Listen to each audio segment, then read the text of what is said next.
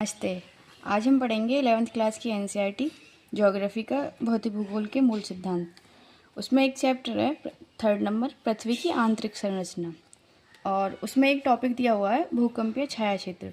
तो ये बहुत ज़्यादा इम्पोर्टेंट टॉपिक है। अभी मार्च में जो KVS हुआ था मेंस, उसमें एक क्वेश्चन आया था, ये है कि भूकंप के अधिकेंद्र को परिभाषित कीजिए और P व S तरंगों के बीच का अंतर स्पष्ट कीजिए।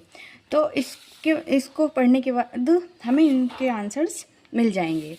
तो हम पढ़ते हैं भूकंपीय छाया क्षेत्र क्या होता है। सबसे पहले इसमें दे रखा है अधिकेंद्र को परिभाषित कीजिए। तो अधिकेंद्र को समझने से पहले हम तरंगों को समझते हैं या फिर छाया क्षेत्र को समझते हैं। वह क्षेत्र जहाँ किसी भी प्रकार की तरंग दर्ज नहीं की जाती।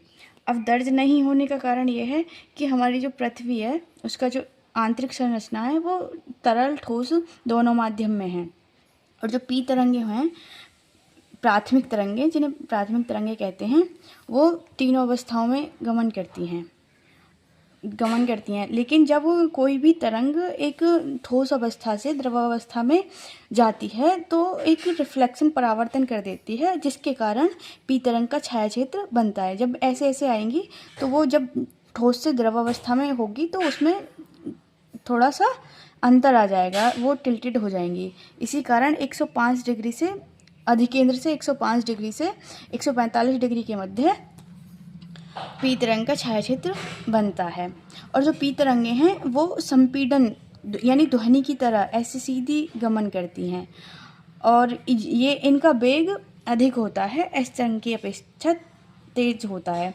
और अधिकेंद्र फोकस से अधिकेंद्र पर सबसे पहले P तरंगें ही पाई जाती हैं। ये जैसे ये हमारी पृथ्वी हो गई, यहाँ से ये कोर हो गया, यहाँ से पृथ्वी मतलब तरंगे आ रही हैं, तो ये हो गया फोकस। इसे कहते हैं उद्गम बिंदु।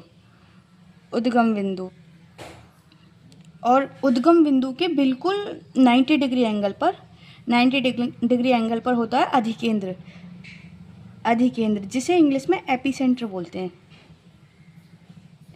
तो epicentre is the above of 90 degree focus. तो 90 डिग्री फोकस के 90 डिग्री के ऊपर होता है अधिकेंद्र।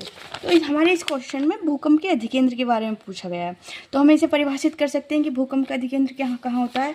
और P और S तरंगों का अंतर पूछा गया है। तो P तरंगें कैसी होती हैं, P तरंगों का वेग कैसा होता है, तेज होता है। और इनका संचरण कैसा होता है, संपीड़न करती हुई होती हैं। और इनका छाया क्षेत्र कितना होता है, अधिकेंद्र से 105 डिग्री से 145 डिग्री के मध्य होता है।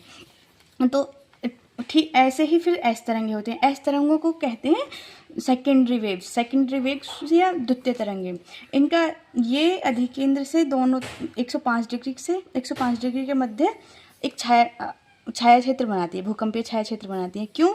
क्योंकि S तरंगे सिर्फ ठोस माध्यम में गमन कर पाती हैं, ये द्रव माध्यम में गमन नहीं कर पाती हैं। और जो हमारा आंतरिक कोर है वो आप सभी को पता होगा, जब आंतरिक संरचना पढ़ी होगी आपने, कि हमारी जो इनर कोर है वो तरल अवस्था में है, इसलिए ये इस तरल अवस्था में गमन नहीं कर पाती। और इनका जो वो होता है छाया क्षेत्र 105 डिग्री के मध्य होता है। और इनका जो गमन होता है उभार और गर्त देती हुई चलती हैं ये। और जो इनका वेग P तरंगों की अपेक्षा कम होता है। और जो इनका पृथ्वी पर जो इनका प्रभाव होता है लगभग 40% से अधिक भाग पर इनका प्रभाव पाया जाता है। तो इस प्रकार हम इस एक्सप्लेनेशन से इन तीनों क्वेश्चंस का, ये 3 नंबर का क्वेश्चन है, आंसर्स दे सकते हैं।